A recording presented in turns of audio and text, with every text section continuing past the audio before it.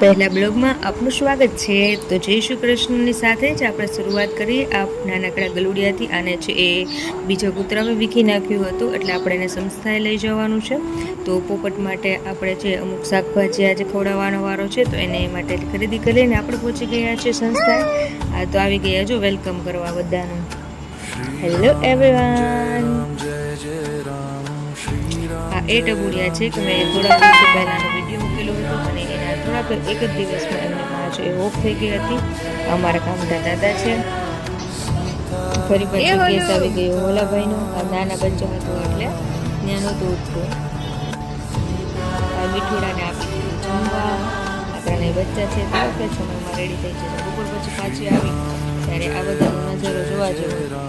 મસ્ત જમી કરીને બે નાના બચ્ચા ઉપર બેઠા હતા, અને એક મોટું બચ્ચું ને એક નાનું બચ્ચું બંને નીચે બેઠા હતા.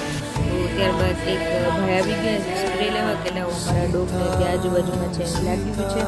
એક કબૂતર આવી ગયું આપણે. અને આજે આપણે નવી જગ્યાએ એન્જલને એના બેબીને રાખ્યું છે. એન્જલ છે બ્લાઇન્ડ ડોગ છે, એટલે જગ્યામાં પાંજરું ભરતું હતું તે રાખી દીધું. ને આપણા ભાઈ શું કરે છે, હેન્ડ ફીડિંગ કરે છે.